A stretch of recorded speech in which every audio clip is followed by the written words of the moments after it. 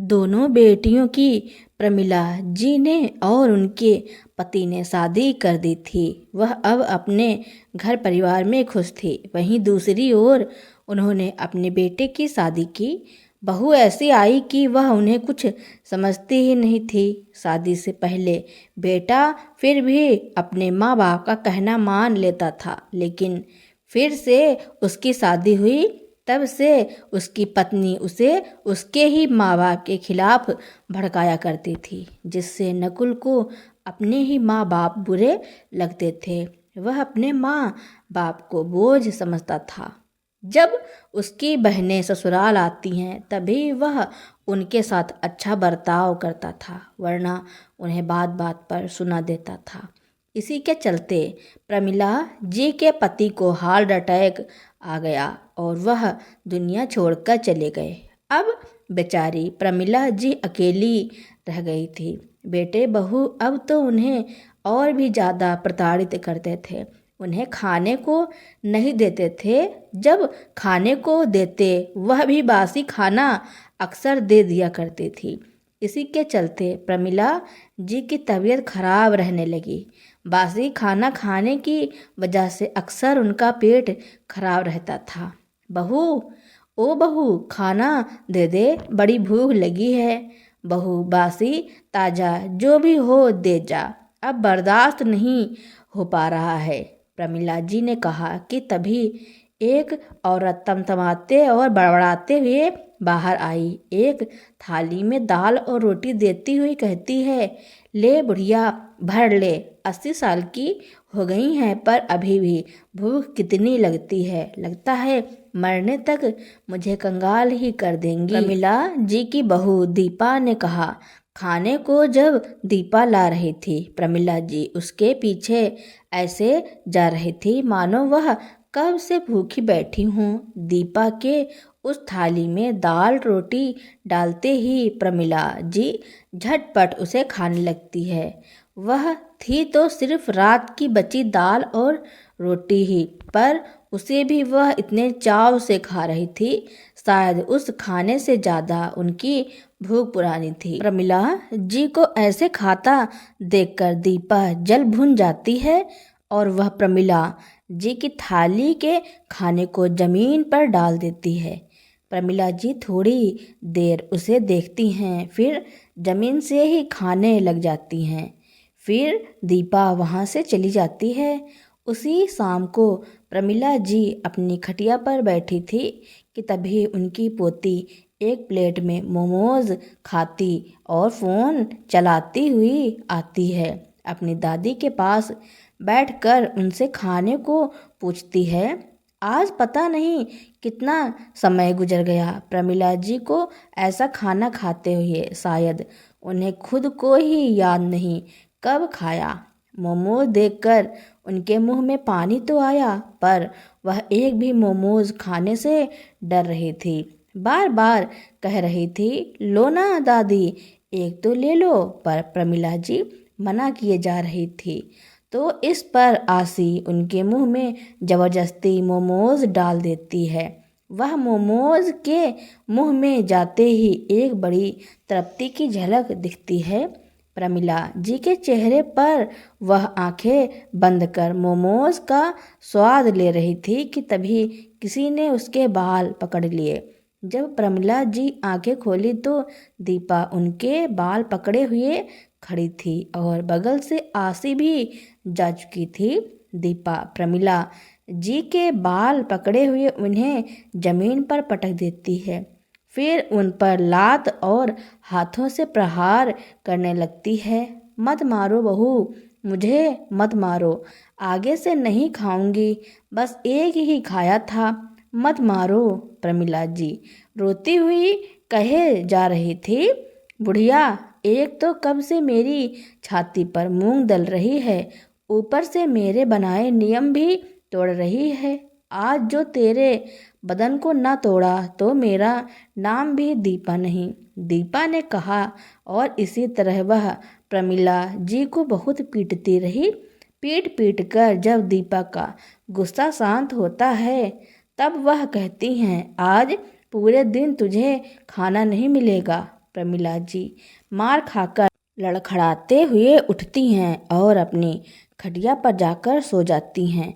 वह पूरे दिन बस बाहर आंगन में ऐसे ही पड़ी रहती, या तो कोई काम करती या तो अपनी खटिया पर लेटी रहती। गर्मी हो, सर्दी हो या बरसात हो, घर के अंदर उन्हें जाने की इजाज़त नहीं थी। वह आंगन में पड़ी मक्खियों के साथ बातें करती। उनका बेटा नकुल, जो कि बाजार में अपने पापा की बिस्किट की फैक्ट्री को चलाता था, ना जाने कितनी बार माँ के पास से निकलता था, पर कभी अपनी माँ से उनका हालचाल नहीं पूछता था। दीपा प्रमिला जी की आवभगत तभी करती थी जब उनकी दोनों ननदें वहाँ आती थी। उनके सामने वह प्रमिला जी से बड़े अच्छे से पेश आती थी, पर बेटियाँ जब अपने घर वापस चली जाती थी, सारी सेवा दीपा सूद समेत वसूल करती थी। हाँ, प्रमिला जी ने कई बार चाहा कि बेटियों को दीपा और नकुल की असलियत बता दे, पर फिर यह सोचकर डर जाती कि कहीं ऐसा करने से दीपा उसे इस घर से ही ना निकाल दे, फिर वह जाकर बेटियों के सर पर बोझ बन जाएगी। वह तो वैसे भी अपने ससुराल वालों पर निर्भर हैं। एक दिन सुबह प्रमिला जी को खबर मिलती है कि उनकी छोटी बेटी मोहिनी आने वाली है। प्रमिला जी बड़ी खुश हो जाती हैं। चलो, आज 1 साल बाद कुछ अच्छा खाने को मिलेगा, क्योंकि मोहिनी 1 साल पहले आई थी अपनी दीदी के साथ। यहाँ मोहिनी के आने का सुनकर प्रमिला जी बड़ी खुश थी। वहीं दीपा गुस्से से बड़बड़ाए जा रही थी और कह रही थी, इनको और कोई काम धाम नहीं है जो बार बार मुंह उठाकर आ जाती हैं। अब उनके साथ इस बुढ़िया की भी सेवा करो। मेरा बस चलता तो इस बुढ़िया को जहर ही दे दूं, न काम की न काज की, दुश्मन अनाज की। फिर वह दिन भी आ गया जब मोहिनी आ गई। मोहिनी के आने का समय शाम का था, पर वह जल्दी ही आ गई और उसकी खबर उसने पहले से अपने भैया और भाभी को नहीं दिया, क्योंकि वह जल्दी जाकर सबको सरप्राइज देना चाहती थी। पर जल्दी पहुंचने से हुआ यूं कि वह अपने घर में घुसते ही खटिया पर लेटी अपनी माँ को देख लेती है, तो वह कहती है, क्या हुआ माँ, ऐसे बाहर क्यों लेटी हो? वह अंदर बड़ी बदबू आ रही है बेटा, तो बाहर खुली हवा में आ गई।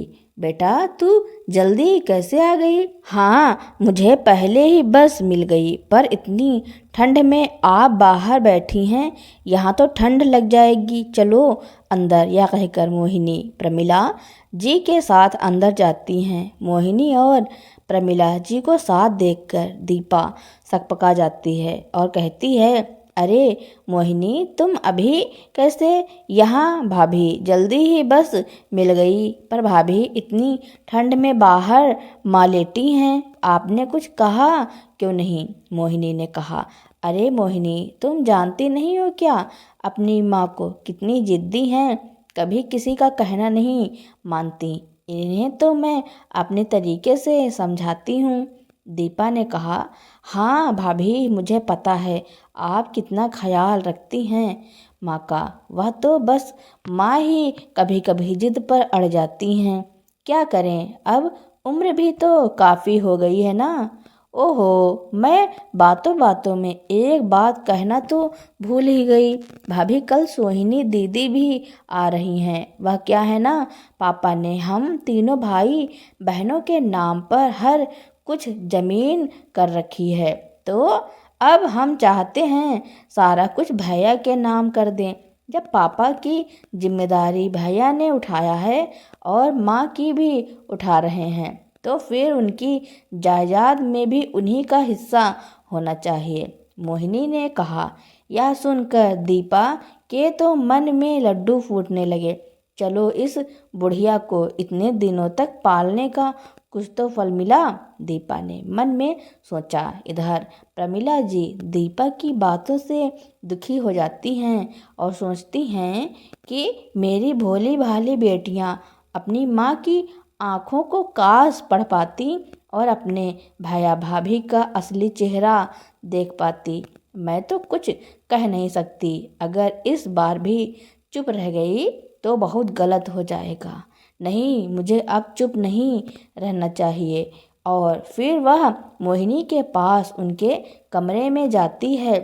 आओ ना माँ, आज मेरे पास ही सो जाओ, यहाँ लेटो, मैं आपके पैरों में तेल लगा देती हूँ, मोहिनी ने अपनी माँ से कहा।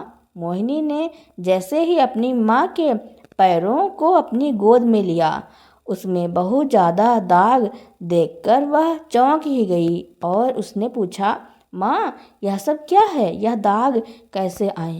प्रमिला जी तो सब कुछ मोहिनी को बताने ही गई थी, पर मोहिनी ने दाग के बारे में पूछा तो वह घबरा गई और बात को घुमा दिया और कहा, वह पता नहीं, इस उम्र में तो यह सब होता ही रहता है, कुछ खाने पीने की लापरवाही से हुआ होगा, तो यह सब छोड़ और मालिश पर ध्यान दे। उसके बाद रात को सभी सो जाते हैं। प्रमिला जी मोहिनी के बगल में गहरी नींद में सोई थी कि तभी दीपा आकर उन्हें धीरे से जगाकर बाहर आने को कहती है। प्रमिला जी भी दबे पांव दीपा के पीछे पीछे कमरे से बाहर चली जाती हैं।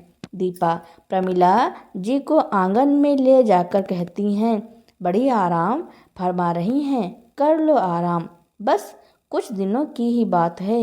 एक बार यह तेरी बेटियां अपना हिस्सा छोड़ दें, उसके बाद तो उनके सामने यह सारे ढोंग करने की ज़रूरत नहीं पड़ेगी, फिर तो इनका यहाँ आना भी बंद कर दूंगी। हाँ, पर सुन बुढ़िया, अगर इसको उससे पहले जरा से भी कोई भी बात की भनक लगी तो तुम्हारी खैर नहीं। याद है ना पिछली बार की मार, उससे कई ज़्यादा दाग होंगे शरीर पर। अगले दिन सोहिनी भी आ जाती है तो उसे देखते ही दीपा और भी ज़्यादा खुश हो जाती है। शायद यह आज पहली बार हो रहा होगा कि ननदों के आने से दीपा इतनी खुश थी। सोहिनी को देखकर पता नहीं प्रमिला जी को क्या हो गया, वह सोहिनी से लिपट कर फूट फूट कर रोने लगी। उनका यह रोना देखकर दोनों बेटियां इतने दिनों बाद मिलने की खुशी के आंसू समझ बैठी, पर प्रमिला जी क्यों रो रही थी यह प्रमिला जी और दीपा ही जानती थी। प्रमिला जी जानती थी कि इन सब के बाद दीपा उनसे और भी बुरे तरीके से पेश आएगी, पर वह चाह कर भी अपनी जुबान खोलने की हिम्मत नहीं जुटा पा रही थी। फिर दोनों बहनों ने अपने भाई से कहा, भैया कागजात तो हमने हमारे पापा के वकील से बनवा लिए हैं, वह कल लेकर आएंगे। अरे यह सब करने की क्या ज़रूरत थी, पापा ने कुछ सोच समझकर यह सब किया होगा, प्रमिला जी ने हकलाते हुए कहा। उनका इतना कहते ही दीपा और नकुल बड़ी बड़ी आंखें कर उन्हें घूरने लगते हैं कि तभी मोहिनी कहती है, माँ पापा ने हम तीनों को हमेशा एक जैसा चाहा, इसलिए उन्होंने ऐसा किया, पर अब जब हम अपने घर में रच बस गए हैं, फिर इन सबकी हमें क्या ज़रूरत है। हमारी नंदों ने भी तो यही किया। माता पिता अपने बच्चों में कभी भेदभाव नहीं करते हैं, पर पता नहीं उन्हें बुढ़ापे में क्या हो जाता है जो उन्हें सिर्फ अपने बेटों का कंधा ही इज्जत वाला लगता है। बेटियों के कंधे या उनका घर सब तो पराया हो जाता है।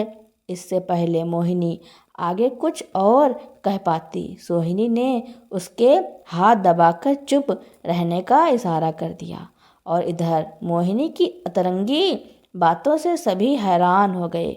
एक तरफ तो यह अभी कह रही थी कि पापा ने कोई भेदभाव नहीं किया, और फिर अभी कह रही हैं कि बुढ़ापे में माता पिता सिर्फ बेटों का कंधा ही तलाशते हैं। फिर मोहिनी यूं हंसते हुए कहती हैं, भाभी समोसे बनाओ ना, उसमें मटर जरूर डालना, माँ को भी बहुत पसंद हैं। अरे नहीं मोहिनी, माँ जी को समोसे नहीं पचते हैं, तुम लोगों के लिए मैं बना देती हूँ, दीपा ने कहा। नहीं भाभी, कुछ नहीं होगा माँ को, माँ भी खाएंगी, और अगर कुछ हुआ भी तो डॉक्टर और दवाई किस लिए हैं? क्यों माँ, क्या कहती हो? सोहिनी ने कहा। प्रमिला जी तो कुछ नहीं कहती, पर उन्हें पता था कि इस बात पर दीपा कितने गुस्से में होगी।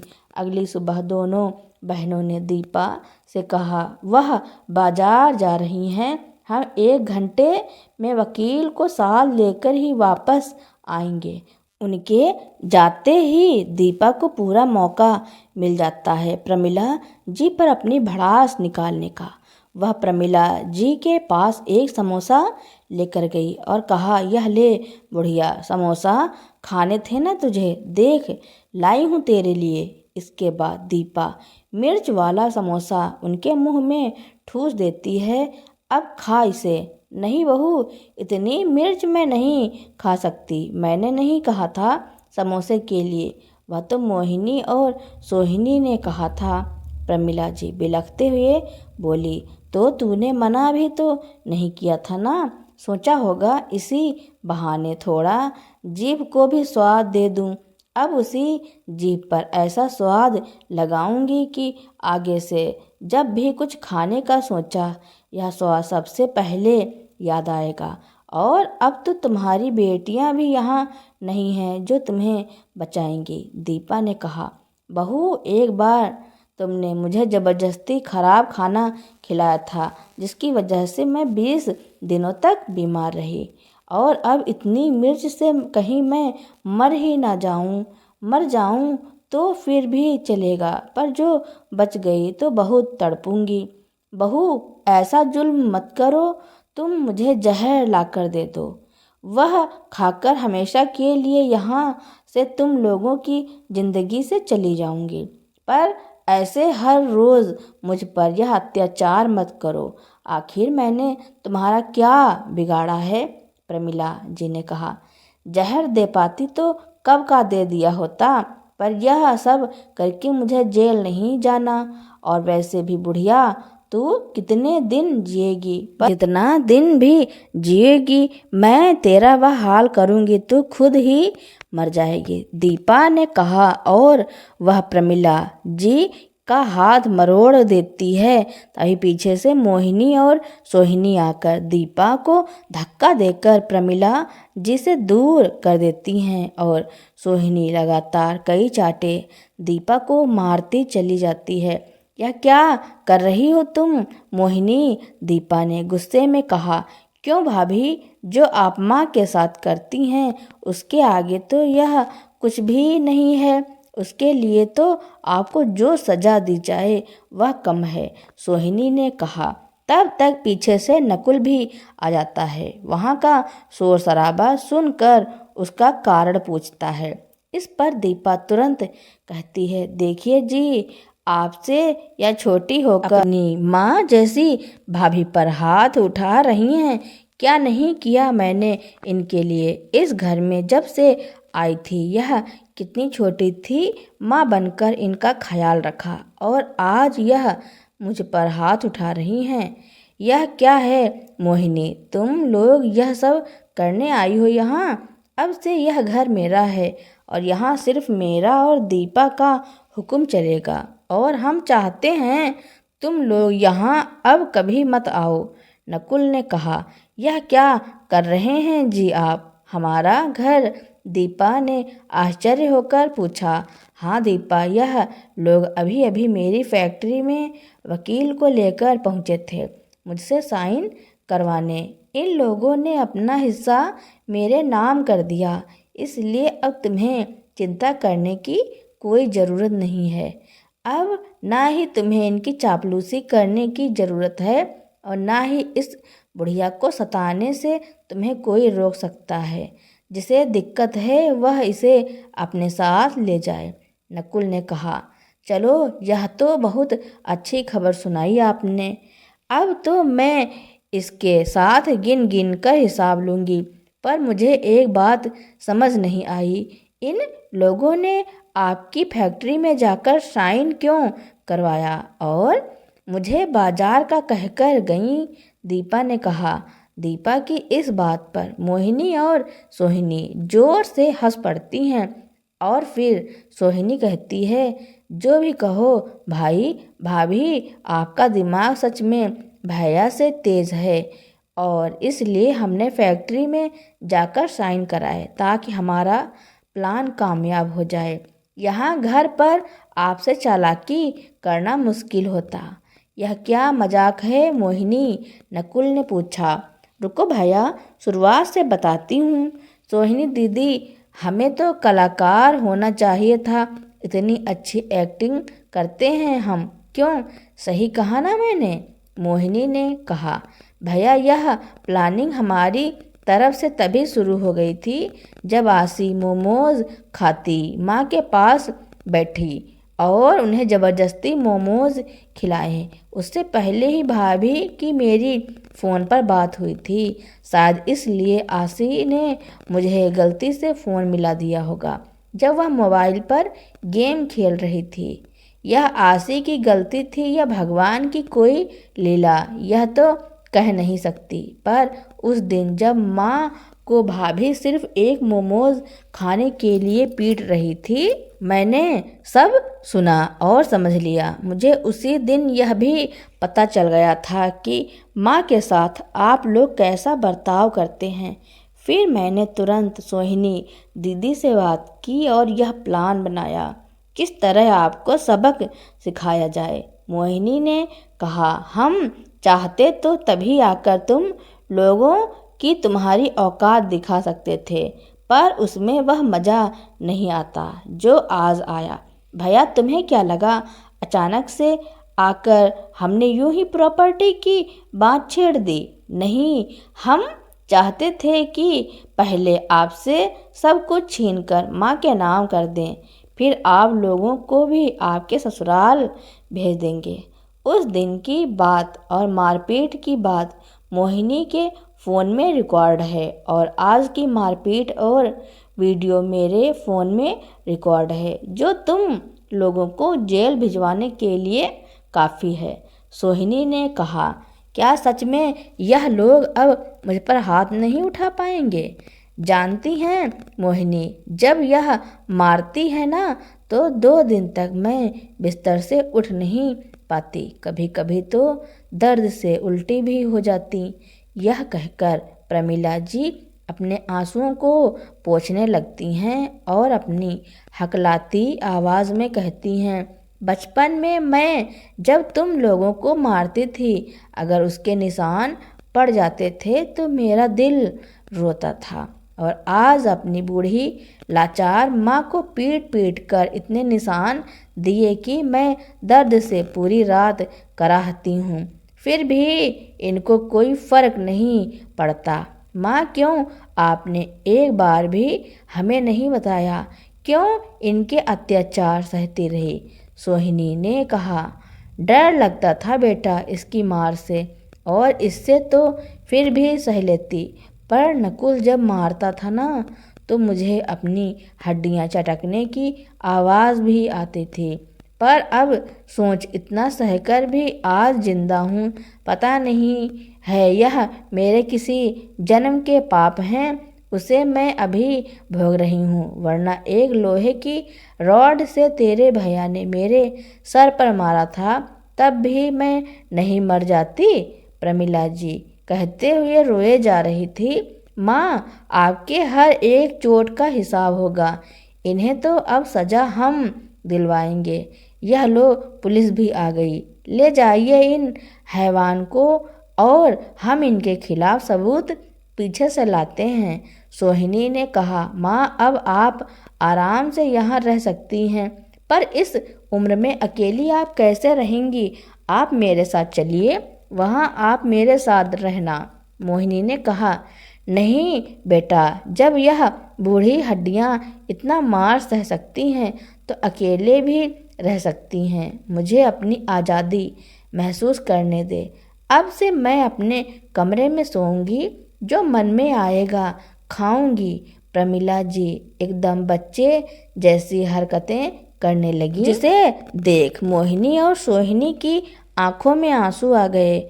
और उधर बेटे और बहू को पुलिस ने पकड़कर जेल में डाल दिया।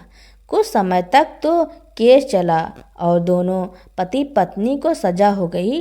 अब वह जेल में सजा काट रहे थे, तब वह अपनी माँ से माफ़ी मांगते हैं, लेकिन प्रमिला जी उन्हें माफ़ नहीं किया और ना ही उन्हें उस घर में रहने की इजाज़त दी। प्रमिला जी ने कहा कि मैं तुम्हें अपने घर में नहीं रहने दूंगी, तुम अपना सामान उठाकर कहीं और जाकर रहो। यह बात सुनकर नकुल और दीपा हैरान रह जाते हैं कि माँ कितनी बदल गई है। उन्हें तो अपने बेटे और बहू की शक्ल तक देखना गंवारा नहीं है, इसलिए वह अपना सामान पैक कर एक किराए के मकान में रहने लगे। धीरे धीरे प्रमिला जी भी बहुत बूढ़ी हो चुकी थी। एक दिन वह अपने बेटे को अपने पास बुलाती हैं और कहती हैं कि बेटा, तुमने जो किया उसके लिए मैं तुम्हें माफ़ करती हूँ। अब मेरे जाने का वक्त हो गया है। प्रमिला जी ने इतना ही कहा और वह यह दुनिया छोड़कर चली गईं, क्योंकि उन्हें हार्ट अटैक आया था। अब उनके बेटे बहू को अपने किए पर बहुत पछतावा था। तो दोस्तों, प्रमिला जी ने अपने बेटे और बहू के साथ जो किया उसके बारे में आपका क्या कहना है, और यह कहानी आपको कैसी लगी कमेंट में ज़रूर लिखना।